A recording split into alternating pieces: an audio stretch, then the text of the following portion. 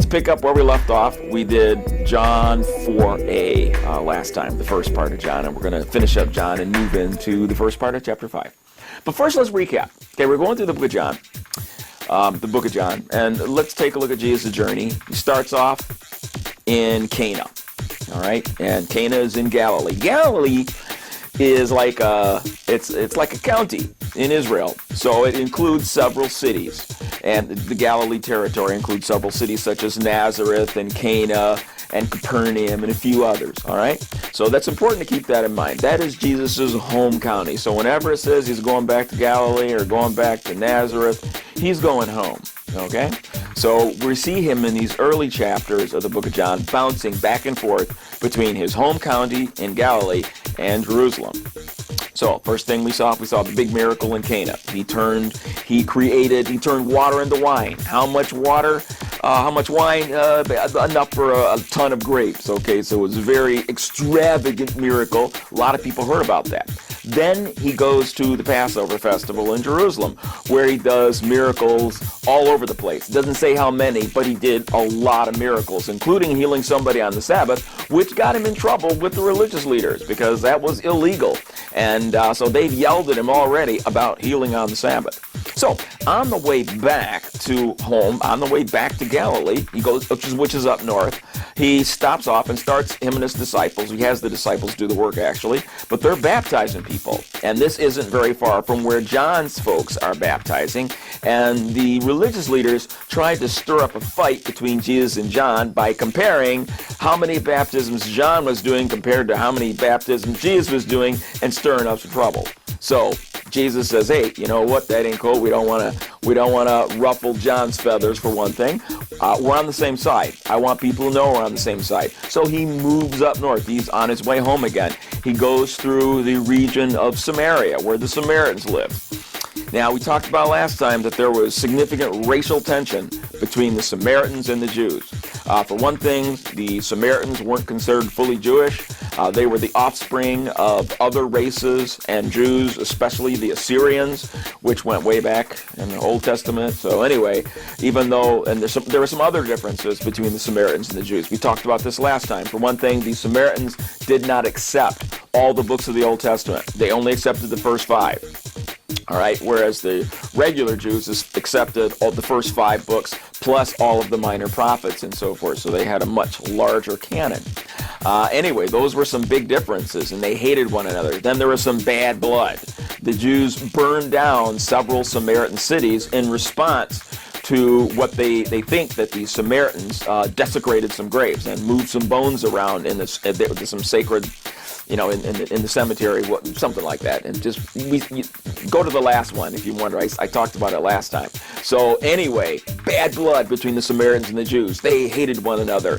They hated one another so much that they didn't talk to each other. Okay? And if you were a Jew, seen talking to a Samaritan, then people wondered about you. Hey, what's wrong with you? Don't you know that we don't associate with those people? You are not being loyal to your people if you have anything to do with Samaritans. Okay, so it was a bad thing to be associated with Samaritans. Okay, so Jesus, when he was at that well, all right, in Samaria, and he talks to this Samaritan woman, that was a big deal. I mean, we talked about this last time. She was shocked. Wow, you, a Jewish person, is talking to me, a Samaritan? What's up with that? Now, we're going to pick up in verse 27 when after, remember, keep in mind, just to refresh your memory, the lady is very impressed with Jesus because she gets into a conversation where she says, hey, when the Messiah comes, he's going to let us know all the truth, and we won't have to guess about anything because Messiah's coming.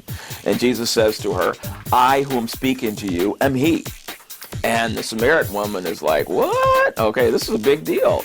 And what convinced her, because she perceived he was a prophet because he told her that she'd been married 5 times and the guy she was living with now is not her husband. And so she was, oh my goodness, you know things. Obviously, you're somebody special. And then he tells her that he's the Messiah. And she's like, oh my goodness, there's evidence that you are, because nobody could know those things unless there was something going on, something supernatural here, and she's ready to believe him. And so That's where we left off. Okay, so just to bring you up to snuff as to where we are at things. So if you got your Bible open, this is John chapter 4, starting in verse 27. Just then, his disciples came back. They were shocked. They couldn't believe he was talking with that kind of a woman. Now, what do we mean that kind? Are we talking about a prostitute or something? No. It's a Samaritan woman. You're talking to a Samaritan and a woman. Oh, what are you doing, dude? Okay, that's not done. And so it goes on. It says, no one said what they were all thinking, but their faces showed it. Okay, so they didn't come out and say, hey, don't you know the rules? I mean, would you grow up in a barn? How do you not know that we don't talk to Samaritans? They didn't say that, but their faces were like, all right, and they didn't bother hiding their shock. Well, a Samaritan woman saw that, okay? And then in verse 28, it says, the woman took the hint and left. I don't need this, okay? This whole Jews talking to Samaritans, apparently that doesn't apply to all Jews. So I get the hint. I don't want to hear anything. And she takes off and goes home. In her confusion, she left her water pot. Back in the village, she told the people, come see a man who knew about all the things I did, who knows me inside and out. Do you think he could be the Messiah? And they went out to see for themselves. Now, we don't know the full extent of the conversation that they had. All we can know is because there were apparently no other disciples around when Jesus had this conversation. So you have to depend on what later the woman told the disciples, if that happened, or what Jesus told the disciples. So he may have discussed more things with her. I mean, it seems like she's really over the top over just knowing about the 5 husbands and the guy she's living with. He may have said other things that revealed to her that this guy is really something special, that he's a prophet. We don't know that. But anyway, she's so excited about it, she has to go tell everybody, and she's saying, could this be the Messiah? Now think about this. The Jews were ready for the Messiah. We were talking around 30 AD.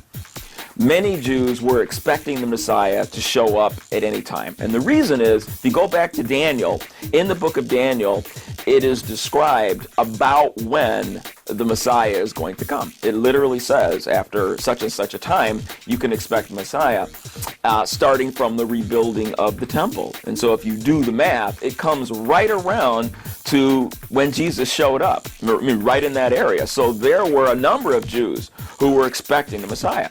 What's interesting is that the Samaritans don't accept the book of Daniel as scripture, okay? So somebody had come along and let her know that it was time. She might not have known that prophecy came from the book of Daniel, but apparently people were talking, and she was influenced, and she herself was looking forward to the Messiah coming.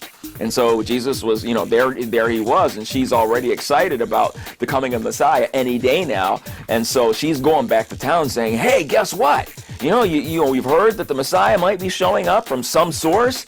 I think I found the guy. All right. And so they go out to see for themselves. In the meantime, the disciples pressed him, Rabbi, eat. Aren't you going to eat? Now think about it. Where were the disciples before all this happened?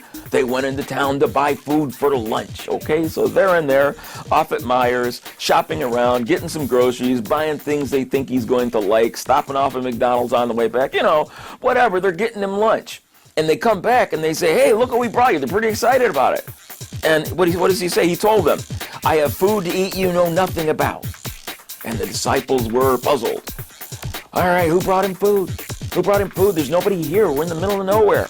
The disciples were puzzled. Who could have brought him food? Jesus said, the food that keeps me going is that I do the will of the one who sent me, finishing the work he started. As you look around right now, wouldn't you say that in 4 months it will be time to harvest? Well, I'm telling you to open your eyes and take a good look at what's right in front of you. These Samaritan fields are ripe. It's harvest time. So what he's saying is not that I'm not hungry because I've eaten food already.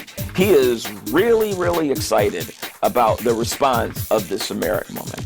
He's very impressed by it. Okay, he's very impressed by it. It's like, this woman this is amazing. Okay, this is very exciting. And then she goes and brings all these other people out, and this is just I didn't have to do hardly anything. When you think about it, he had all these miracles with the water and the wine and healing people and everything. He didn't do any of those extravagant miracles. He just told her something about herself, and she's all, wow, Messiah, I think you're the guy, and I'm going to let everybody else in on it too. And so with these other Samaritans that came along, eventually many of them believed after meeting him. And so Jesus he's not using his supernatural ability to be, he could be omniscient if he wanted, because he's God. The book of Philippians says that Jesus, while he was here, gave up his power as God and decided to only depend on the Father. Just like as Christians, he doesn't want us to depend wholly on ourselves. He wants us to depend on him, to do things by his strength rather than just depending on ourselves. And so he was the first example of that. He could have done everything on his own. He didn't need to consult the Father, but he chose to on a regular basis. And so he's walking around blind. He can't predict, or he's not able to at this time, or chooses not to use that power to read the future and figure out who's going to do what. And so he was genuinely impressed. He was surprised and impressed at the faith of these Samaritans. Okay? And so he's like, this is really fulfilling for me. I am so excited. I lost my appetite. That's what he's telling them. Okay? It's harvest time. These Samaritans are ready to go. And he goes on, the harvester isn't waiting. He's taking his pay, gathering in his grain that's ripe for eternal life. Now the sower is arm in arm with the harvester, triumphant. That's the truth of the saying. This one sows and that one harvests. Sent you to a harvest field you never worked. Without lifting a finger, you have walked in on a field worked long and hard by others. So what does he mean by this? Saying is that it never would have been that easy to convert these Samaritans unless somebody else had come along and prepared their hearts. They were ready for the Messiah. They were waiting for the Messiah only because somebody else came along and prepared them. And so they've been thinking about this. And we come along and tell them the truth, and they convert. They believe because of the work that others have done. So somebody else sowed, and we're in a great position here to reap the harvest. And now the people that sowed the seeds and let them in on the idea that it's time for the Messiah, they're going to get some of the credit for these people's transformation. We get to reap, but somebody else sowed. We're the harvester, they're the sower, but we have the same goal. We want to bring people to God. Okay. Verse 39, many of the Samaritans from that village committed themselves to him because of the woman's witness. He knew all about the things I did. He knows me inside and out. They asked him to stay on, so Jesus stayed 2 days. A lot more people entrusted their lives to him when they heard what he had to say. They said to the woman, we're no longer taking this on your say-so. We've heard it for ourselves and know it for sure. He's the Savior of the world. Okay? Now, think again. Does it say that he raised anybody from the dead? No. Does it say that he made them some beer or wine out of water or healed anybody? No. They heard about the woman and what he knew about her, and then they just listened to him talk. That's it. And I have to imagine, in listening to him, some people saying, you know what? This is some amazing insight and wisdom for a 30-year-old. No 30-year-old man has this kind of depth. And if you take into consideration this miracle as well, then that's a big deal. This guy is very likely the Messiah. I mean, they believed it. And so, again, Jesus is pretty excited about it. And I want you to keep that in mind because Jesus, in his mind, I believe, based on what we're going to read in the future here, is contrasting how easy it was to convert these people, how easy it was to get these people to believe compared to the Jews. Okay? Verse 43. At the end of the 2 days' stay, Jesus went into Galilee. Now remember, that's where he was headed all along. He's going back home to his home county, which is Galilee, maybe going back to Nazareth, all right? So stayed there for 2 days, and now he's continued his trek up north back into Galilee. And the disciples remember that prior to this, he had said previously that a prophet is honored everywhere except in his own country. So he has this idea based on experience, I'm sure, that it's going to be very difficult to convince people that I've grown up with, who know my family.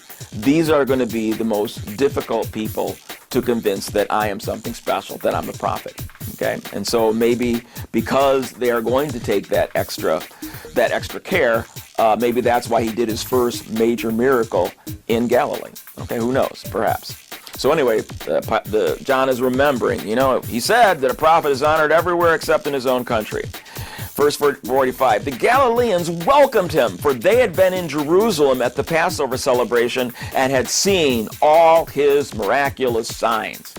So these are people that have not just heard about the water to wine incident in Cana.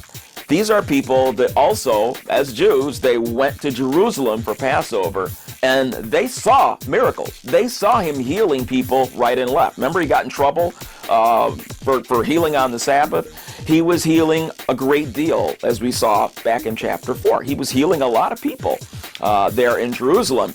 And so these people from Galilee had been witness to that. They'd seen all of these amazing miracles of healing. In the course of his journey through Galilee, he arrived at the town of Cana, where he had turned the water into wine. There was a government official in the city of Capernaum whose son was very sick. When he heard that Jesus had come from Judea and was traveling in Galilee, he went over to Cana. He found Jesus, begged him to come to Capernaum with him to heal his son, who was about to die. All right, so we got this official, and he heard about Jesus. He's also from the Galilee. He's from Capernaum, and he went over there and said, man, I've heard about this guy. I heard about the water to wine, probably heard about everything he did in Jerusalem, and I want him to come heal my son. Now, this is the Weiss version of that passage. He came then again into Cana of Galilee, where he made the water wine. And there was a certain one, a king's courtier, whose son was sick with a chronic ailment in Capernaum. Now, this is interesting. I wanted to bring this up for a number of reasons. Okay, first of all, what is a courtier? Courtier, basically, some were noble, but not all. These are basically government workers. They included clergy, soldiers, clerks, secretary, agents, and middlemen with business at court. Okay, and so these are essentially people that help the government run more smoothly. He was a local official. He was a Capernaum official, so kind of like he worked for like the mayor's office, if you will. And what else is interesting that we see in the Weiss translation here is that the kid was sick with a chronic illness. Now, up until recently, were there cures for chronic illnesses? No. This is a relatively recent thing in medicine. Back in the day, if you go back even a few hundred years, if you had a chronic illness, that was just too bad. You had to either it killed you or you died from something else before it got you. But a chronic illness was a chronic illness. Many chronic illnesses don't go away. That's why they call them chronic illnesses. So, I'm not going to guess at what the kid had. It could have been any number of things. It did involve fever. So one possibility is malaria. That's the first thing that popped into my mind. Doesn't have to be that, though. Okay, could have been chronic leukemia or something along that. I don't know. But bottom line is the kid was in bad shape. Weiss translation, this one, having heard that Jesus had come from Judea into Galilee, went off at once to him and commenced begging him to come down at once and heal his son, for he was about to die. Then Jesus said to him, unless you see attesting miracles and miracles that excite wonder, you will positively not believe. And if I first saw that, I'm going, okay, he said to the guy this, and I wonder, did he mean to say it to the official, or was he making a statement to the crowd in general and just, speaking at the guy, but meaning it to apply to somebody who was following him, one of his followers or one of the many people in the crowd that was around him at the time. It's not clear, but think about what he's saying. It's something that one would say out of exasperation, like, unless you see attesting miracles and miracles that excite wonder, you will positively not believe. Okay? Now, it's this poor guy. Obviously the man had some faith. He traveled from Capernaum all the way to Cana, where Jesus was. So clearly the guy had some faith. So what is up? What's going on here? Right now, I'm gonna just give you my opinion on this. Okay, just to help you in your mind, help it make a little more sense. All right, so I want to ask yourself the question, first of all, what did Jesus want people to believe about him? What did he want them to believe? Did he want them to believe that he was a healer? Okay, that's kind of stupid. That really is. I don't think so. That's like a flasher, exposing himself to somebody and saying, "Believe that I am a man." Okay? When you open up your coat and all your junk is hanging out there, it doesn't take much faith to believe that you're a man. So, duh. And that's when people, if you ask yourself the question, what did Jesus want people to believe about him? A healer or a miracle worker? Well, everybody believed that. Even his enemies believed that. Even if you look at Jewish records where they talk about Jesus, they believe that nobody questioned his miracles. They questioned the source. He was from the devil. That was their opinion. Yes, he's doing miracles, but there are miracles by the power of Satan, okay? So everybody believed that he was a miracle worker and that he was a healer. That's not what he wanted people to have faith in. That's not his message. That's not what he wanted people to believe. So imagine this guy begging Jesus, saying, "Please come heal my son David. He has cystic fibrosis from birth." So chronic illness. Now I'm just saying here, I'm not saying it was cystic fibrosis. I'm just picking out a chronic illness that's uncurable, okay? So imagine, now a couple things. One, the man himself was saying to himself, "You know what? I've heard this guy doing miracles and so forth. He might be the Messiah, but I'm not going to believe he's the Messiah unless he can heal my son." Okay? Now, for that reason, Jesus may have said, "You know what, dude? Really? After everything I've done, and you're putting me to the test? What do you think? Everybody lied about the water to wine? You think all those people in Jerusalem that saw me heal these people, you think they're all liars? I mean, what's up with that? I have to do this too?" Or somebody in his entourage was thinking or saying, "Wow, if he can heal David Levi, that kid, then even I will believe that Jesus is the Messiah. I mean, this is a chronic illness. This kid was born with this problem. Man, if he can cure that, then he may indeed be the Messiah." And so on either case, Jesus is thinking, haven't I done enough? I mean, really? You're not going to believe that I'm Messiah unless I can pull this one off. And you need to see an actual rabbit come out of a hat. After everything I've done already, it's not enough. Why would he be exasperated? He just left the Samaritans. What did it take for them to believe? How can he not compare the two? All he did was tell a lady she'd been married 5 times and the guy she was hanging out with wasn't her husband. And she was all, "You're the Messiah. Let me tell everybody about it." Okay, and then the Samaritans believed and didn't get any miracles, just talking to him. And yet, people following him and people who'd heard about all these other tremendous miracles, even with all that, they're saying, "Well, it's going to take this one. It's going to take one more really big one, cure somebody with a chronic illness, and then maybe I'll accept that you're the Messiah." And so for this reason, Jesus is saying, unless you see attesting miracles and miracles that excite wonder, you will positively not believe. There's no way you're going to, in other words, there ain't no way you're going to believe unless I really dazzle you. It's kind of, and in that, you sense he's not happy about that. Okay? He's like, really? This really, it shouldn't be that hard. The official pleaded, "Please, Lord, please come now before my little boy dies." Then Jesus told him, "Go back home. Your son will live." And the man believed Jesus' word and started home. While he was on his way, some of his servants met him with the news that his son was alive and well. He asked them when the boy had begun to feel better, and they replied, "Yesterday afternoon, about 1 o'clock, his fever suddenly disappeared." Then the father realized it was the same time that Jesus had told him, "Your son will live." And the officer and his entire household believed in Jesus. This was Jesus' second miraculous sign in Galilee after coming from Judea.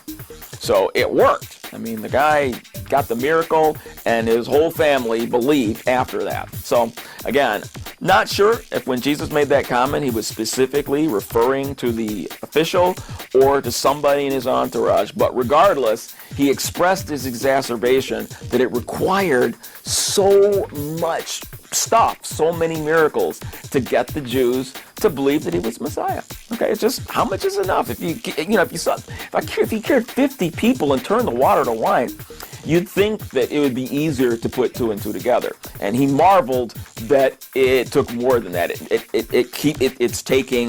It's taking grander and more outlandish miracles to get people's attention. Anyway, afterward, Jesus returned to Jerusalem for one of the Jewish holy days. Now, keep in mind, he's going back and forth between Galilee, his home county, and Jerusalem. We don't know how long he spent in Galilee before this festival or this Jewish holy day picked up. He could have been there for months. Now, in the meantime, what was he doing? All right? Was he walking around doing ministry things, healing people, or did he go back to work and have his disciples help him in the carpenter business? All right, we don't know that, and so there's a big blank spot between here and there. But anyway, regardless, the next time John comments on what Jesus was doing was when there was another festival in Jerusalem, and so Jesus and disciples go from Galilee again back to Jerusalem. So off they go. Inside the city, near the sheep gate, was a pool of Bethsaida with 5 covered porches. So it's described, and it says about where it was. Now, what's interesting is this particular pool is described as a healing pool. And what that means is that people would hang around with ailments, with horrible physical ailments, with sicknesses, would hang around that pool. And when the water was disturbed, the tradition was whoever got into the pool first would be healed. The idea was that there was an angel that was causing this disturbance in the water. And if you jumped in the water, first one in gets healed. Okay? Now, how well it worked, we have no idea. And many so-called biblical scholars, especially exclusively the liberal scholars, doubted that pool actually existed. They doubt everything in the Bible, especially anything miraculous.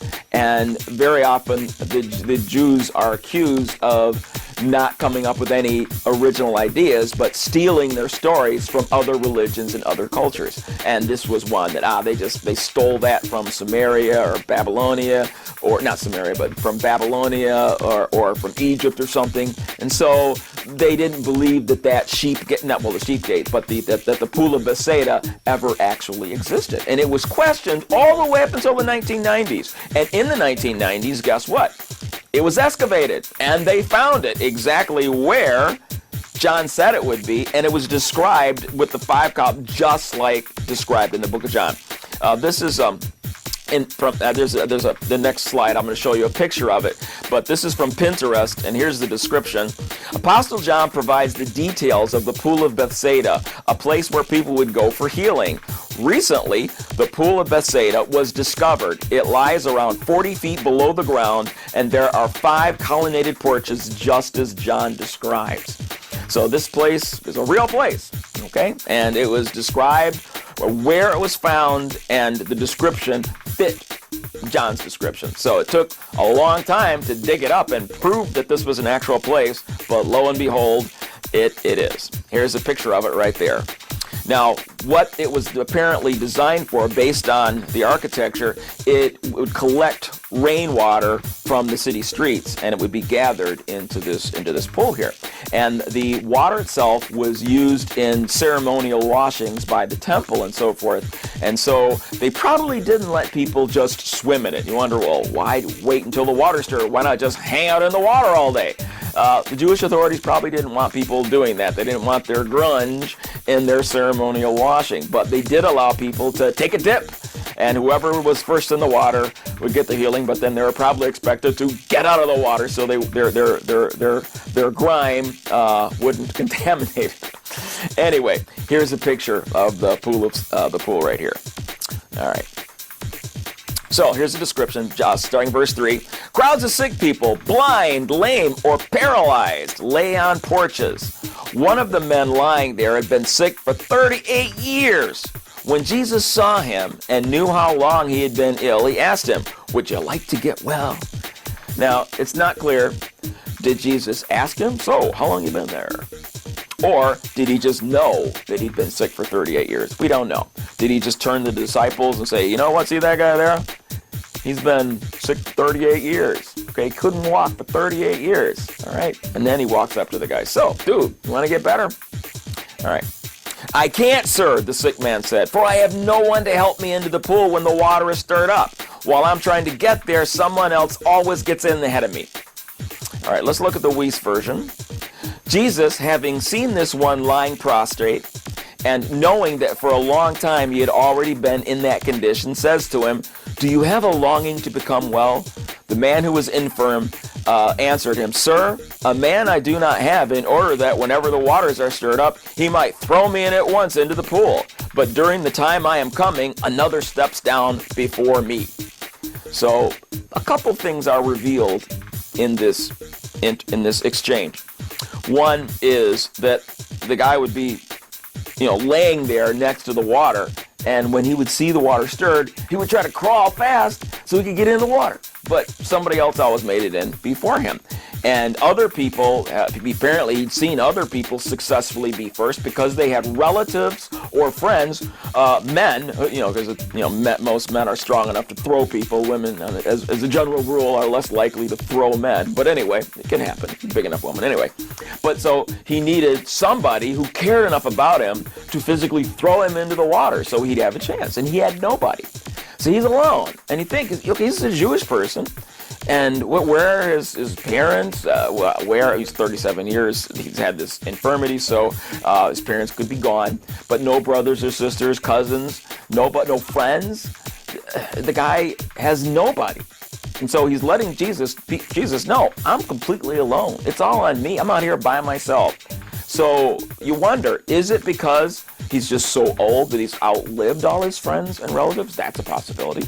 Another thing is that he may have a condition that is related to being unclean, and he may be ostracized because people know that a certain sin led to his condition. For example, syphilis. Syphilis untreated, and there was no treatment back in those days, sometimes, not infrequently, could turn into neurosyphilis. And with neurosyphilis, the spirochete, the organism that is part of syphilis, the organism will burrow into your brain or into the spinal cord, which can result in paralysis. So if it was syphilis and everybody knew, hey, you can't walk because of your VD, that might not make you very popular among a lot of pious Jews. So for this reason, he may have been ostracized and not had friends who thought he was worthy of throwing in the water. I don't know that for sure. Okay, again, he could have just outlived everybody too. But later on, we come to some other passages that sound like maybe there was some sin that resulted in his paralysis. So let me go on. Verse 8, Jesus told him, stand up, pick up your sleeping mat and walk. Instantly the man was healed. He rolled up the mat and began walking. But this miracle happened on the Sabbath day. So the Jewish leaders objected. They said to the man who was cured, you can't work on the Sabbath. It's illegal to carry that sleeping mat. Okay? So now I submit to you that Jesus wanted people to know about this miracle. He replied, the man who healed me said to me, pick up your sleeping mat and walk. Who said such a thing as that? They demanded. The man didn't know, for Jesus had disappeared into the crowd. All right, let's go back, take a look at Weiss. Jesus says to him, be arising, snatch up your pallet and start walking and keep on walking. So you have a present tense verb.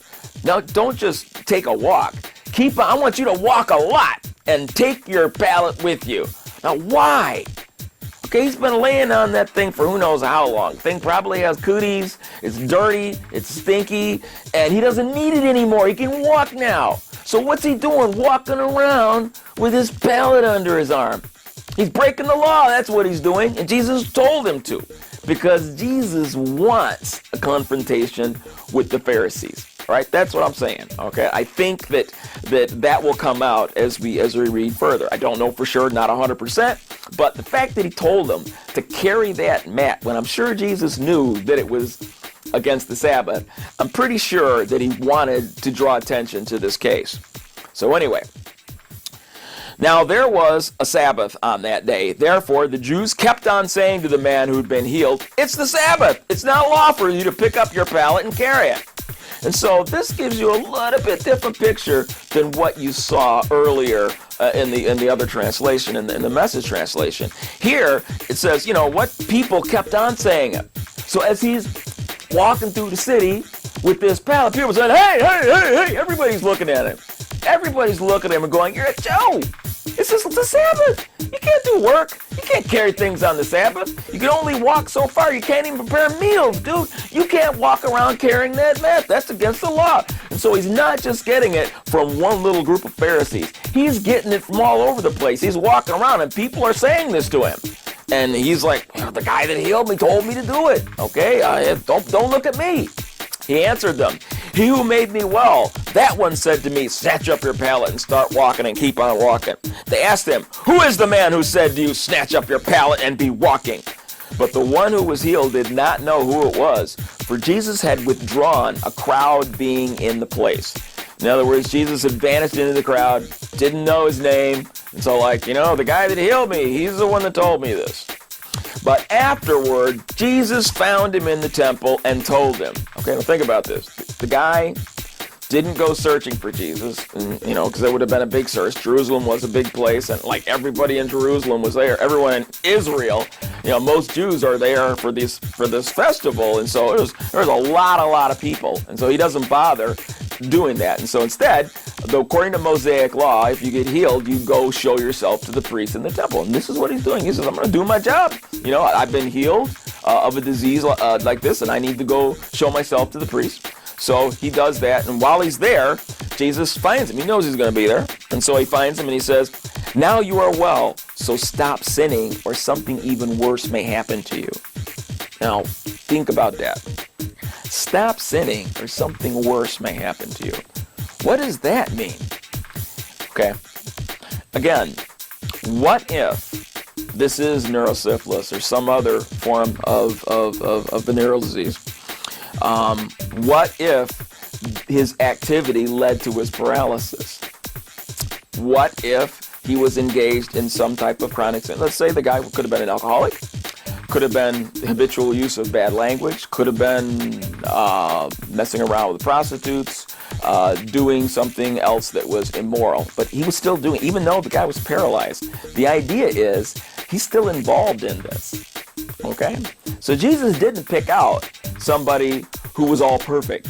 He picked out somebody who was lame, in trouble, but still sinning. Okay? And that's a big deal. That's a very big deal. Jesus showed kindness to him, not because he was perfect. It wasn't because he was perfect. All right? But because the guy believed. And that was important for him. Okay? And so, but he says, stop this. Whatever that thing is that you're doing, he's not telling you to be perfect, but whatever that habitual thing was, the guy knew what it was. All right? Jesus knew what it was. Other people, the disciples, they didn't have a clue what it was. But the man knew exactly what Jesus was talking about. Jesus says, in other parts of Scripture, he says, from him who has, more is expected. The more you have, the more it's expected from you. If you've seen miracles, then God expects something from you. And if you see a big miracle, if you receive a big miracle and your life doesn't change, you discount it and go on with business as usual, with sin as usual, then God is very upset about that. That is very displeasing. Not everybody gets a big miracle. Not everybody gets healed by God directly. And if you see something or experience something like that, then God is saying, you know what? If that doesn't get your attention and get you to alter your ways, then I'm going to have to come down on you a lot harder. And that's one reason he was so upset with the religious leaders, because they saw these miracles. And in spite of seeing things that, it's like 1 in a million. How many people on earth get to see stuff like that? There were a lot of countries back in the first century. Those people didn't get to see these miracles. But the Jews, especially those of Jerusalem, the Pharisees, and the common people, saw Jesus doing miracles on a regular basis, astounding miracles. And yet these religious leaders failed to believe. And so he's telling this guy, all right, it's not just about you seeing a miracle. you are the miracle. All right? You get to experience something that very, very few people do. And what I expect from you is to honor, you need to honor God and recognize that God has done you a great favor, and you owe him. And so whatever that sin was, please stop, or something worse can happen to you. I had a friend, well, actually it was the brother of a good friend of mine. Many years ago, I treated him for a heroin addiction. He had a really bad habit. Now, 10 years prior, he had an amazing experience. He was a passenger driving with a bunch of friends, and his friend's older brother was driving the vehicle, and the individual, I'll call him Jim. Jim was in the front seat, and the brother of his friend, the driver, hit a telephone pole head on. And Jim was unrestrained, had no seatbelt, and so he goes through the windshield and ended up with tremendous damage. Because what happened was, on the way out, he smashed into the dashboard, and it severed his liver and his spleen. And so he had massive internal bleeding. His parents were contacted, and they were told that he probably wouldn't survive. Well, during his hospitalization, his blood pressure dropped amazing because he lost so much blood. They had to remove his spleen and try to sew the liver back. And if any of you who've done surgery know that the liver is very difficult to stitch. It's a very friable material. It's not like muscle, okay? So you don't want lacerations of the liver, because liver is really hard to stop bleeding there. So anyway, while he's losing all this blood, his heart stops, and he has a near-death experience. He comes out of his body, goes into the tunnel, goes into the light, and meets Jesus, and has a conversation with God. It really had a big impact on him. He came back, he told his family about him. Prior to that, he was an atheist, but now he's no longer an atheist, because of this experience. Well, eventually he was a musician, a very good drummer, and he got a job with MTV in New York. And while he was working at MTV, he developed a very bad heroin habit, and it ruled his life. It really destroyed his life. And he told his sister, if I can't go longer than 2 weeks without using, and this is a terrible way to live, and if I knew that this is the way my life is going to be from now on, I would rather not be alive. I mean, that's how upset he was and disturbed by the manner of life that he was living. And a couple weeks later, he was driving his motorcycle to Detroit to buy drugs, and a bee apparently hit his visor, hit his helmet, and it shocked him so much that he jerked, and the bike went down on the freeway, and his head hit a concrete median thing there. And even though he had a helmet on, the brain damage was extensive, and he lived for about a day after that, and then he was gone. He died for sure. Now, Jim had seen something miraculous 10 years earlier, and it's like, again, it comes back. The more you've seen, the more that's expected from you. I don't know for sure. Did he die at the age of 36 because his life was not sufficiently transformed by that near-death experience? Or was that just his time? I don't know, but it brings to mind this concept that if you've seen something that demonstrates the reality of God, not everybody gets that. Not everybody gets that kind of evidence, and you are responsible for that. And in this particular case, he didn't sufficiently mature spiritually in response to this, and premature death is what happened to him. And so when Jesus tells this guy, now that you're well, so stop sinning, or something worse can happen to you. All right, this is kind of important. Please pay attention to what has just happened to you. Let it transform your life, or else. Okay? So the man went to find the Jewish leaders and told them that it was Jesus who had healed him. Okay, this is the Weiss version. After these things, Jesus found him in the temple and said to him, "Behold, you've become well. Do not go on sinning any longer, lest something worse happen to you." So again, this is where we see that the sinning thing that he was doing, it wasn't, don't do what you did 36 years ago. He's saying this thing that you're doing now. So he was continuing in a practice even though he wasn't able to walk. Okay? So the man went off and told the Jews that it was Jesus who made him well. And on account of this, the Jews went to persecuting Jesus because these things he was doing on the Sabbath. So that guy again. Another time, because he'd already been in trouble before for healing on the Sabbath, and here he is again, healing on the Sabbath. So these Jerusalem religious leaders, they've heard of Jesus. They've already had a run-in with him. Past the last Passover, he was in town healing people right and left, and now here he is healing this guy on the Sabbath. So he's doing the very thing that they told him to stop last time, and he's really getting under. He's really ruffling their feathers, because not only is he healing people on the Sabbath, he's telling them to do work on the Sabbath. So this guy's violating too because of Jesus. So this is a real bad lawbreaker here. It's like robbing a bank, working on the Sabbath. How terrible. So Jewish religious leaders began harassing Jesus for breaking the Sabbath rules. But Jesus replied, "My Father never stops working, so why should I?" All right.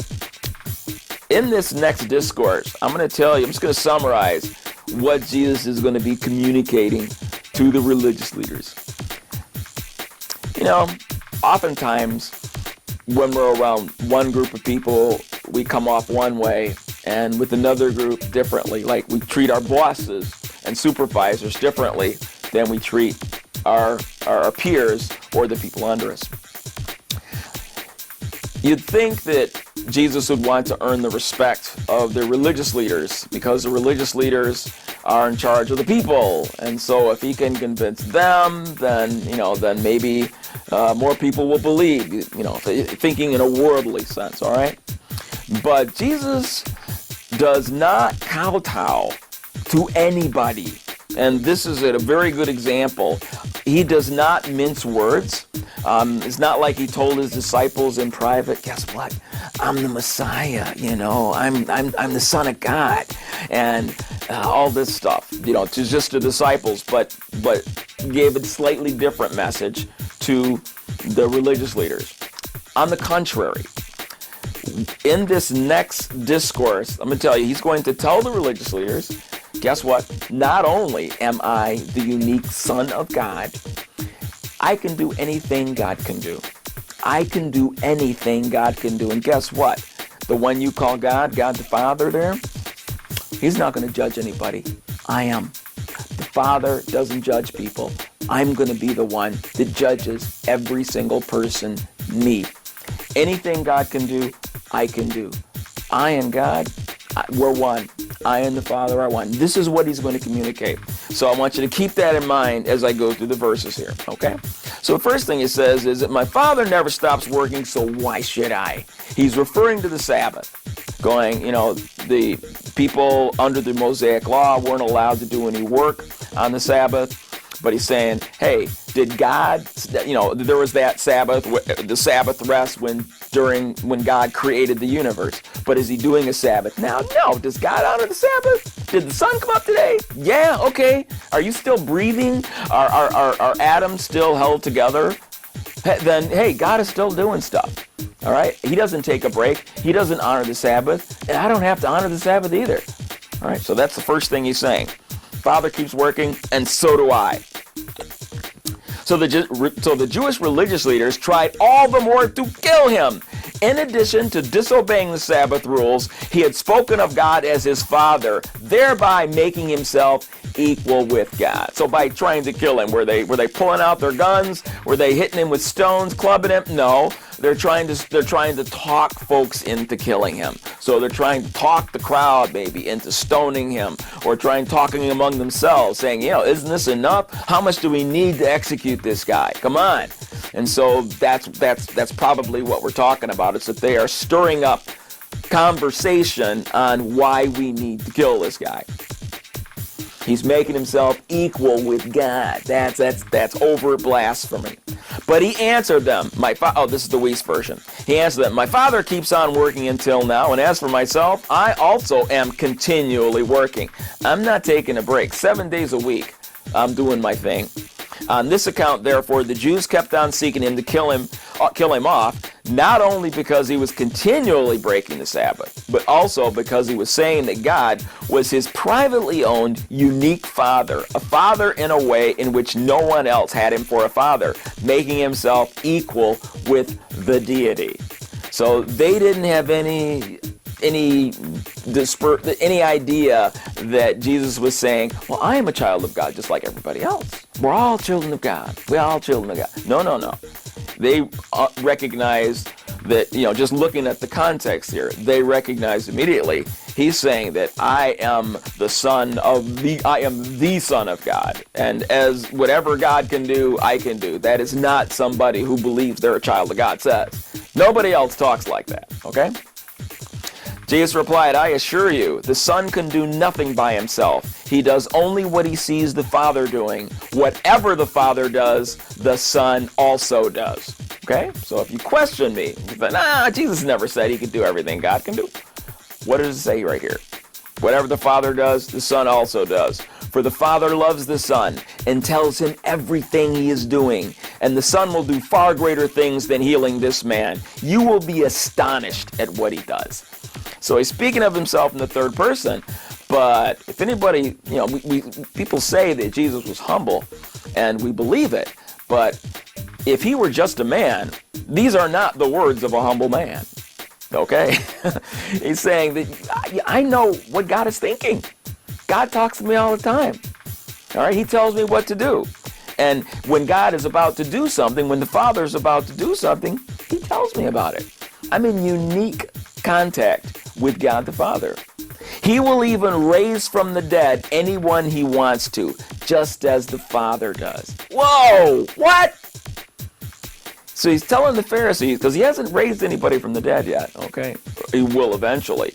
But the Jerusalem Pharisees, they've not seen him raise anybody from the dead. So Jesus is telling them beforehand, stay tuned, okay? I can do anything the Father can do. Okay, for one thing, I can back up what I'm telling you because I've been healing people. All right, you know that I've been healing people. You've seen me heal people. You've seen the people after they've been healed, okay? So, yeah, just as God heals people, I can heal people. As God can raise people from the dead, as the Father can raise people from the dead, I can raise people from the dead, right? And the Father leaves all judgment to his Son so that everyone will honor the Son just as they honor the Father. But if you refuse to honor the Son, then you are certainly not honoring the Father who sent him. Now this is a whopper here. He's saying that unless you honor the Son as you honor the Father, you are not honoring the Father. Okay? Yeah, there are certain cults, Jehovah's Witnesses being one, who accept Jesus as a God or a son of God or an angel, but not as God. Okay? And the problem that I have with that theology is this verse right here. Everyone, God, the Father leaves all judgment to his Son so that everyone will honor the Son just as, the word is katos, the Greek word is katos, means exactly as they honor the Father. And if you refuse to honor the Son, then you are certainly not honoring the Father. So can you accept Jesus as something less than the Son of God or God? And the answer is no. When he calls himself the Son of God, he's putting himself on equal footing with God. I often describe this as, imagine the two hemispheres of the human brain. You have a right hemisphere and a left hemisphere. Now, they have many of the same functions in common. Many. With things on the right and things on the left, they control the different sides of the body. The left hemisphere controls the right side of the body, the left hemisphere. The left hemisphere is very specialized for language, okay? Whereas the right hemisphere for engineering skills and three-dimensional spatial reconstruction and so forth. And so they do some different things, but they have a lot in common. Now, they're connected by a centerpiece called the corpus callosum. That's a bundle of nerve fibers that make it so that the minute you become aware of something on one hemisphere, the other hemisphere is aware of it within microseconds. So boom, boom, happens over here, experienced over here. And Jesus is describing that kind of intimate contact between him and the Father. So even though you can't see the connection, there is like a Wi-Fi connection between the Father and the Son at all times, so that there is this awareness. Jesus has this constant awareness of what's going on in the mind of the Father. Okay, and so they're in cahoots. When Jesus does something, he is in cahoots with the Father at all times. Next, Wuest version. For even as the Father raises the dead and makes them alive, thus also the Son makes alive whom he desires to. For not even does the Father judge anyone, but has given the judgment wholly to the Son, in order that all may be honoring the Son, just as they are honoring the Father. He who is not honoring the Son is not honoring the Father who sent him. Okay, big time, just saying pretty much the same thing that I just described there. I assure you, those who listen to my message and believe in God who sent me have eternal life. They will never be condemned for their sins, but they have already passed from death into life. So, pointing out that, you listen to my message, if you believe what I'm telling you, you believe my message, you believe that I am who I say I am, then your sins will be forgiven. You will not be condemned for your sins. It doesn't matter what your sin is. You trust me, I will take care of it. I will die for that sin. And if you believe that I am who I claim to be, you're going to make it. I mean, it's not that difficult. Think about that thief on the cross next to him. All the guy said was, remember me when you come into your kingdom. And Jesus said, I promise you, this very day you're going to be with me in paradise. The guy didn't go to church. He was never baptized. He simply had a little bit of faith, and that was all it took. Okay? All right, the Wuest version. Most assuredly, I am saying to you, he who habitually hears my word and is believing the one who sent me has eternal life, and into judgment does not come, but has been permanently transferred out of the sphere of death into life. So this adds, in the Wuest, we get a little bit more here, because it's not just who hears my word, like you hear it one time. It's a habitual thing. All right, to where, it needs to not just be something where, that sounds pretty good. You're going to die for my sins, and therefore I can do whatever I want. I can sin any way I want and automatically get a pardon. I'm down with that, man. Yeah, I'll take it. No. What is required is this habitually hear the word. Now, how much is a habit? How many do you have to read it once a week, once a month, once a day? Look, it doesn't work like that. It needs to be some kind of habit. So with some degree of regularity, you make it a priority to read the Bible. A lot of people today, they consider themselves Christians. They said a prayer many years ago, but their value system is exactly like everybody else's. There's not much difference in their life. They have the same values that the people on TV have, that their friends have, that the people at school have, and they live like that. And there's not a lot of Bible reading going on. And the reason is not because it's difficult to understand. And today we have all these translations that make it easy to understand. It's not like back in the day when all we had was the King James Version and nobody speaks 1611 King James English anymore. The modern translations we have make it pretty easy to understand, and so that excuse is gone. So why would somebody who calls himself a Christian not bother reading the Bible? Well, the big reason is nobody wants to feel ashamed. Nobody wants to feel guilty, and people don't want to stop doing something that they have fun at, that they have fun doing, or that they enjoy doing, or that they feel they need to do. And reading the Bible, you keep reading it, and you may discover, and they suspect that they're doing something wrong. But if they read the Bible, then that means they're going to know that they're doing something wrong, and they're going to feel guilty, shamed, and maybe a little afraid. And so, consequently, just avoid that. Just, hey, I heard that I believe Jesus died for my sins. I get an automatic pass. That's good, and I'm going to go on and live my life the way I have been. That is he's warning us about that. He says, look, you need to habitually hear it and believe the one that you got to believe too. All right, you do have to believe, and there is something you have to do regarding the truth. You need to pursue the truth. You need to take a chance and make it a kind of habit. So you need to habitually hear my word. Okay. Now, what about the thief on the cross? He didn't habitually. Okay, look. He knows some people, he's going to make exceptions. There are people that don't have the opportunity, and he knows that, okay? But for those that have the opportunity, there needs to be a choice. I mean, if it is possible to make that decision at the very last moment in life and convert. I mean, it's possible. But for most people, you don't have to wait until the end, and the longer you wait, the more difficult it may be for a number of reasons.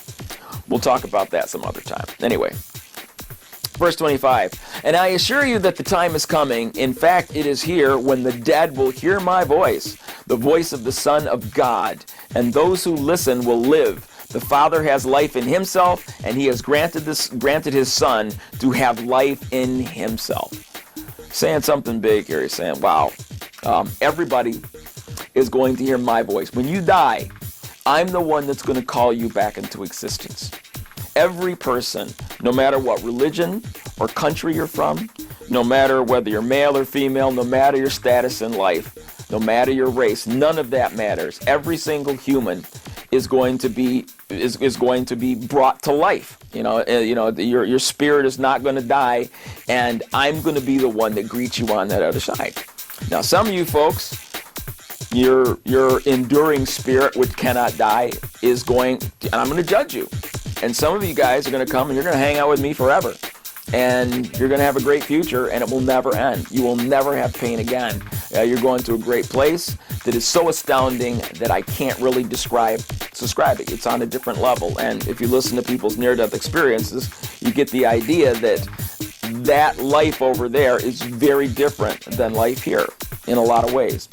But some people are not going to fare so well. They're going to go to that other place. And Jesus is saying, I'm the one that's going to decide which place you go. Most assuredly, I am saying to you, there comes an hour, and now is, when the dead shall hear the voice of the Son of God, and those having heard shall live. For as the Father has life in himself, so also he gave the Son to be having life in himself. I give life. And he's saying specifically, I give eternal life.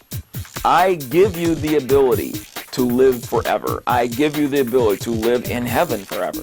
In addition, he's saying, Father, if you look in Genesis, what did God do? He created life out of nothing. He kind of indicates, I can do that too. I can make life out of nothing, and I can bring people back from the dead. Verse 27, and he has given him authority to judge all mankind because he is the Son of Man. So why'd the Father hand the ability to judge all humans to the Son? Because the Son knows, because the Son is God, but he knows what it's like to be human. He's experienced all the temptations and pain and frustrations that we have. Okay? He knows what it's like to be us. We can't say, oh God, how can you condemn me? Because look what I had to go through. You've been up there in heaven with the perfect life. You've never experienced pain, and you're going to send me to hell? Look what I had to go through. And Jesus can say, you know what? I went through some pretty hellish things on earth myself. I endured that. I know what it's like to be human. I experienced it. So yeah, I think I'm qualified to judge you. Okay? And so he's saying, this is why the Father has handed all judgment to the Son.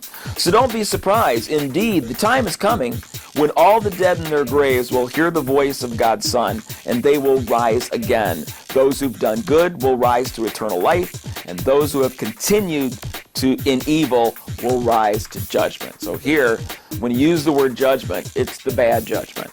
If they continued on. Now again, everybody's been doing sin. Everybody's been doing evil things. We're all guilty of that.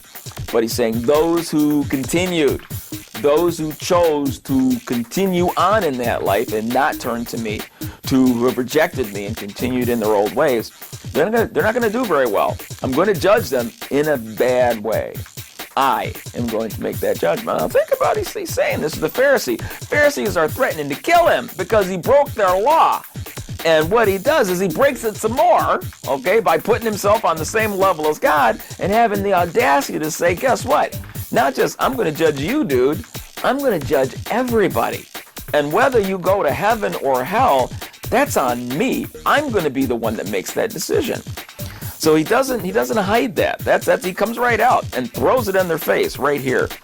And verse 30, but I do nothing without consulting the Father. I judge as I am told. Again, that connection, that intimate connection between him and the Father, so that he doesn't make these decisions unilaterally. there's always this consensus. There's always this conferencing that's going on between the Father and Son. So if I judge you, if I send you to hell, the Father is giving his okay. I've gotten the okay. We agree on things. We are of one mind in this, okay? So it's not that, oh my goodness, the Son was been unfair and the Father didn't know anything about it. If I make a judgment on you, the Father is automatically in agreement because we don't make decisions independent of one another.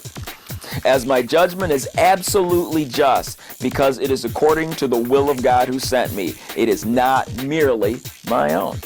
Okay? If you call God your Father, then he's given all judgment to me.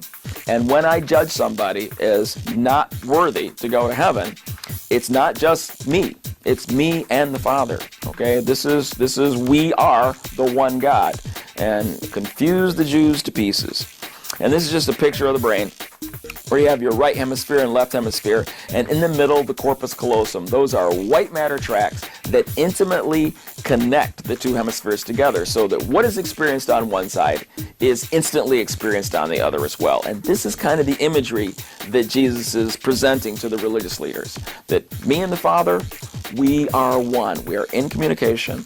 And all judgment, just like in the brain, language is on the left. Jesus is like, judgment is going to be on the left. That's where I am. I am the communicator. I am the part of God that is communicating with man, and that is going to be the judge of man. But those fibers that connect me to the Father means that whatever decision I make is not unilateral. The Father is in on all of my decisions. So to go against me, to reject me, think very long and hard about that. I am the Son of God. I'm the Messiah. Anything the Father can do, I can do. We are one. I'm not saying this out of pride. I'm saying this out of fact. And that's Jesus' presentation to the Pharisees here. So you can imagine they're going to be upset about this. Now, we also come to understand, from earlier from talking about Nicodemus, that a number of the Pharisees were pretty convinced that he was who he said he was. The Pharisees weren't of one mind, but the bulk of them were essentially very much against him. And this is where, they didn't like him before, but after this confrontation, they really don't like him. Okay, you think about what he's saying. This is blasphemy on a very high level, but they're going to be very conflicted because, while this guy is speaking what appears to be blasphemy, he's backing it up with miracles. Okay? And so this is not an easy thing. It's like they can call him an evil person and a bad guy, but what about these miracles? And so this is before they start calling him demon possessed. And that's going to come later. And why do they jump to the conclusion that he's possessed by a demon? Because they can't explain away the miracles. How is he able to do this? If it's not God, then where does he get the power? And their conclusion was, he gets the power because of the prince of demons. That's why he has these miraculous powers. All right, so that's John chapter 4 and the first part of chapter 5. Very important. There's a lot. I think it really helps to be familiar with this particular chapter because when it comes to the subject of the deity of Christ, this is one of the richest chapters in the New Testament, I think. There's many, many more. But here, anybody that wants to say that in the Bible, Jesus never claimed to be God, read this chapter several times, and it's very hard to conclude anything other than that. Now, one question that comes up is that, John was written so much later. It was added. The form critics would say that John was written so much later that it certainly wasn't written by the Apostle John. It was written hundreds of years later, and it was based on legend that had built up. Jesus was never claimed to be God. This was attributed as a legend 200, 300, 400 years after the fact. Well, that was before we had manuscripts from the book of John that date way, way, way back. So, what is the oldest manuscript of the New Testament? What's the oldest manuscript? It's the John Rylands manuscript, and it's a portion of the book of John. It dates to between 120 and 130 AD. Okay? So, think about that. There was no time for legend to build up. Okay, this is a fragment that we have in our hands today that goes back to around 120 to 130 AD. Now, John wasn't alive in 120 to 130 AD, but people that knew John personally were alive at that time. People that knew people that had seen Jesus working these miracles and saying these things were still alive. It would be like me trying to make up a legend about John F. Kennedy. It wouldn't fly because there are a lot of people who had parents that knew John F. Kennedy, and a lot of people that know people who were alive at that time. I myself was alive at that time. Even if you tried to make up something about Lincoln, okay, that wasn't that long ago. There are so many people that know the literature from around that time even, and know a lot about Lincoln. If you try to say, well, really, Lincoln was Arabic. He was actually, from Saudi Arabia. And he was a sultan, and he didn't have one of those stovepipe hats. He wore a turban. Okay, that wouldn't go very far. For one thing, we have like paintings and pictures and things like that. You can say they were doctored, but you have to come up with some crazy conspiracy that's so wild nobody would believe it. Same deal. The fact that we have manuscripts that date to so close to the time of the events that precludes the idea that this could be a legend. There was no time for a legend to build up. No time. Okay? No time. And so these claims of Jesus, claiming to be God, to be the judge of mankind, they can't be ignored. Either the apostles got together and decided to make up this preposterous lie, and they agreed upon it. They could have done that, but again, with manuscripts dating so early, you're within the lifetimes of people that knew people that were alive when these events took place. And so how could they have pulled that off? How could they have pulled that off? Again, it's very difficult. Now, if the earliest manuscripts of the New Testament were 500 years after the fact, then you can go to the idea that it might have been that maybe this was a legend that built up, because 500 years after the fact, nobody is still alive that knew anybody that knew John. But we don't have this big 500-year gap. We have only a few years, and that is not enough time to support a legend. There were too many times who could refute all of the historical things that John was talking about. Too many people that could refute it. They're still alive. They're still walking around. Therefore, we have to take it seriously. Okay?